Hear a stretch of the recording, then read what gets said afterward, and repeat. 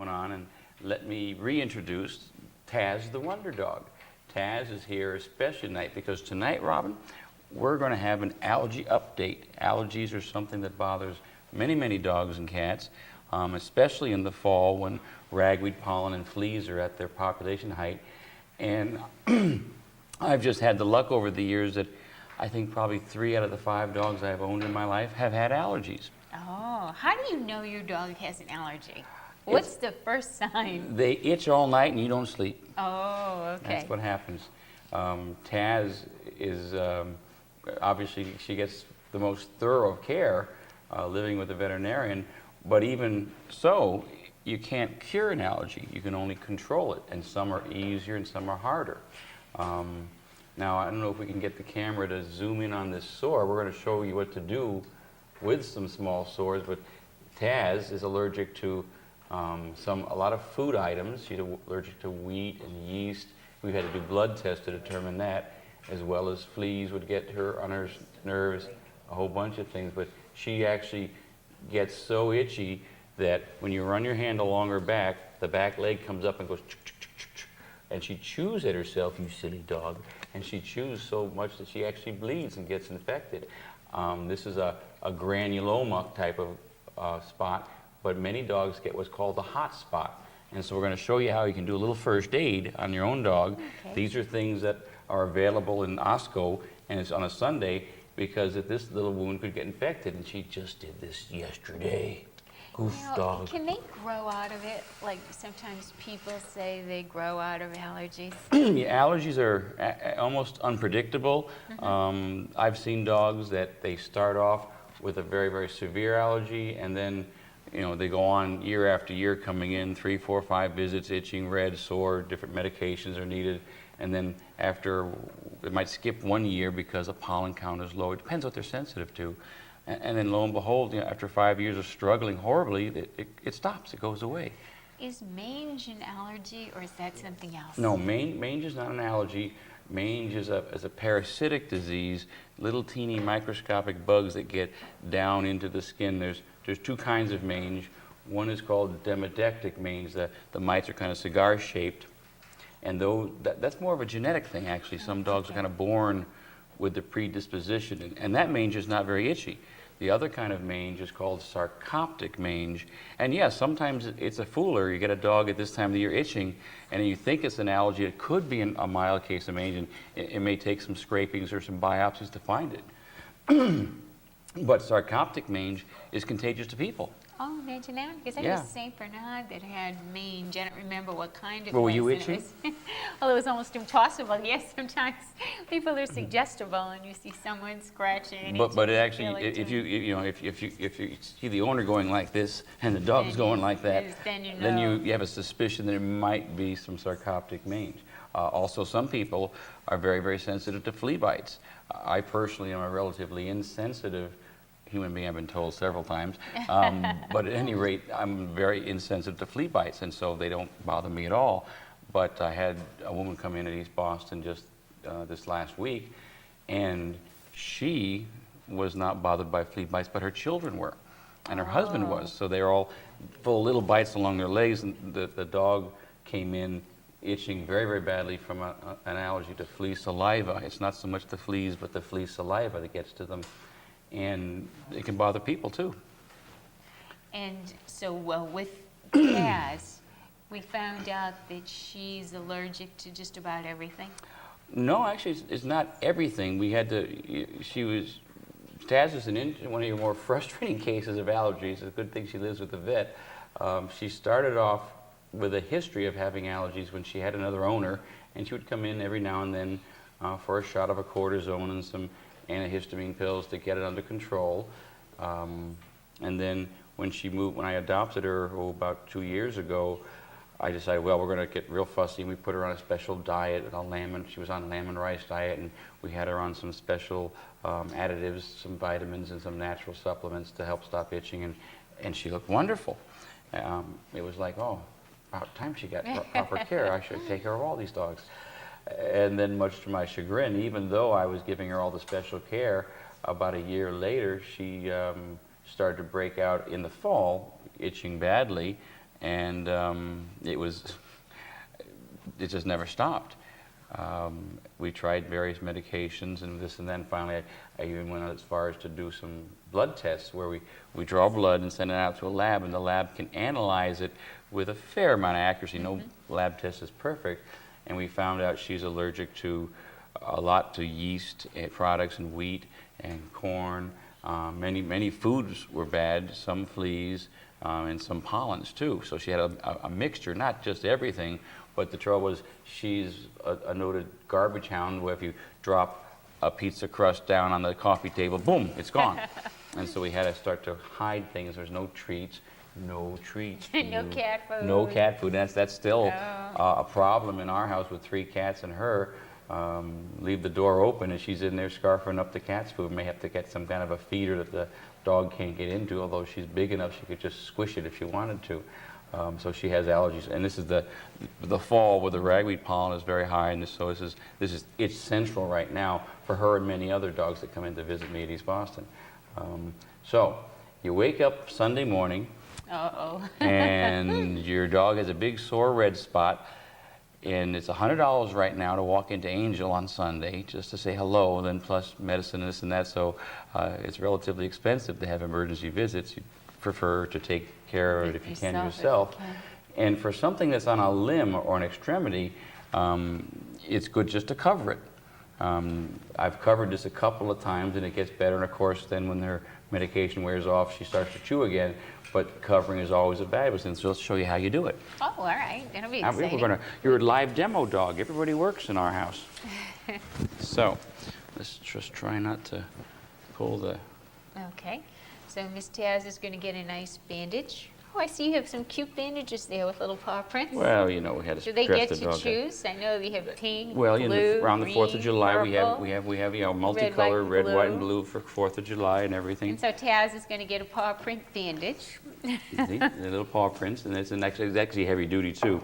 So the first thing you do when you have a wound is you put on some kind of an antibiotic. At home, you could use something like a bacitracin ointment. This is a prescription Panalog that has some antibiotic as well as something to soothe it. And I often will use this for skin lesions or what they call hot spots. And so I'll just put a little bit of medicine right on it. And then you can cover it over with a gauze sponge, or you can just take some roll gauze and just roll it over very gently, just to cover it. Now, when you have a lesion on an extremity, but it doesn't go too close to the paw, you try to put the bandage on lightly. You don't want it too tight, because if it's too tight, you'll cut off the dog's circulation, and that's no fun. Oh, no. Paw gets all Some swollen. of them are hard. They don't want to sit as still as Taz. So you have to be very firm. You tell them, keep sit, it in line. stay, yeah, of course. Every dog doesn't sit when they're told to. I know. Some dogs Why don't. would people have dogs but they didn't obey them? I don't understand that. Yeah, there's a few dogs who actually are in charge of the home, and the people are just lucky they get to live there. I understand that all too well. But Taz is a good girl.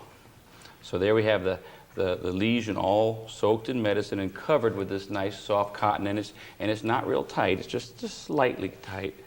Now we're going to cover it with our little paw prints, and you want to go a little bit below and a little bit above. Now this is what they call an expand over bandage or Coflex. You can buy this in Osco, probably not with paw prints though. White will work just fine. And this is nice because this just sticks to itself. It's easier to get off. It doesn't stick to the fur at all. Now the only weak spot is since this is a light bandage and it's only doing a part of the leg, we'll have to probably get some kind of a white tape later to stick it on. Like the problem with this dog is she's a very busy dog, and so she doesn't hold still well. Yeah, let me just cut this a little bit more.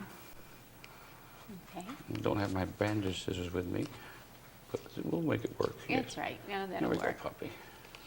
What do you do if they start biting it off? Is that when you have to put Well, like a see, lampshade around their neck? With this or- particular bandage, because it is fairly loose, you can get your finger under it. So you see, that's where, if you had it real tight here, then this whole foot would just blow up like a balloon and get all edematous and be Oh. actually, you could do more harm than good with circulation. So bandages have to be put on just so. What I would do here is put some then I'd put some like a 2-inch piece of just white adhesive tape so it wouldn't slide down.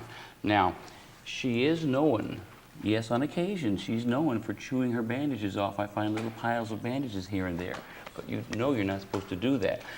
When you have a dog who gets real frustrated, what you have to do is put some old Mexican hot sauce or something really nasty tasting, like that stuffed thumb they put on children's fingers. We have a spray we sell called Chew Guard that is really, really bitter tasting, and so they won't chew it off. But this will help protect that spot and keep them off it. In the worst case, you might have to go down and get an old plastic bucket. You cut out the bottom of the bucket, put it over her head. Here's what the bottom would be with the hole cut the size of her neck, a little bigger, and you punch holes in the side and tie it to the collar. Then the cone of the bucket goes over her head just to the level of her nose so she can't chew it herself. We use, they're called Elizabethan collars, but in a pinch you can make a plastic bucket work on the weekend. That'll just keep the dog off of them. Now, I don't like the Elizabethan collars a whole lot because they drive the dogs nuts. They shake their head, they're knocking into things in the house. They sometimes knock over, this dog would knock over half the house. That's right, yeah. So I've not used that cone on her. She goes outside, she'll trip, fall. But it works very well. Many people need to use them. So here's a little first aid for you. Now, that's excellent, because so many times the dogs seem to do these things in the middle of the night or on Sunday, and then if you have to start with the emergency clinics, like you said, or Angel. And or they can come like up very that, quickly. yeah. The first dog I owned was allergic to ragweed, pollen, and fleas also, no food. And every August, no matter what I did, this shepherd would chew a big hole in himself, and it would come up overnight. And so when I was a younger doctor, not quite as smart as I am now, I'd look at people and go, how could you let this happen? What could you do? And lo and behold, it can happen overnight. And it happened to me, and I'm supposed to be the doctor. So I understand now a lot better how fast you go. Spread all over the dog. If they get a hot spot in one area, does that mean, and we cover it up, does that mean they get it elsewhere? They can chew. It's kind of like a random luck. Some dogs seem to chew at the same area. It's kind of what they call a scratch itch cycle, much like a child with a mosquito bite, where they get a little lesion, a mosquito bite, whatever, and they go and they dig at it. And because they're digging at it, it gets swollen and red and inflamed and itchy, and they make it worse.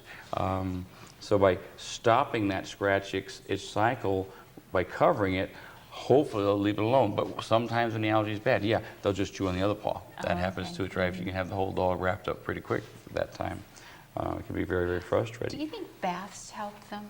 Certain kinds. There's many. One of the largest amounts of research dollars has been spent, other than for heartworm and flea control, has been for dermatology. I've been seeing a whole new line of different skin shampoos and sprays and things that are wonderful. Like there's one spray that I like, and it comes with a match. You can get spray, shampoo, and have you ever heard of Aveeno? Yes, people use that. Yes, right? that's for ladies. That's that oatmeal shampoo that soothes the dry, itchy skin, and the relief products are based on the colloidal oatmeal for temporary relief of itching. They have a shampoo. It's got omega-6 fatty acids for dermal nourishing and a lot of things to help make them feel better. You lather them up, let the lather soak on them for about 10 minutes, and rinse them thoroughly. This line has a cream rinse that I don't use personally, but some dogs it stays Especially longer. if they have the long hair. Yeah, long hair would soak in much better. She's pretty short. But then the other thing they have is, and this you can use even daily, is a spray. And this will moisturize the skin, making the dog feel more comfortable, and as well as the itching will help to relieve. We just kind of spritz it like this. Come on, here we go. Oh, there. Don't you just love this? Yeah, you look so excited. But it has a nice scent to it, Yeah, too. it makes the dog more that comfortable, makes makes a your nose a little more difference, comfortable. Sometimes people come in complaining because their dogs smell bad because they're always licking and chewing themselves and they get more bacteria on their skin. Also, when they get these hot spots, they get bacterial infections. And that's really, I think, the risk of hot spots that are not taken care of well, is that they can actually spread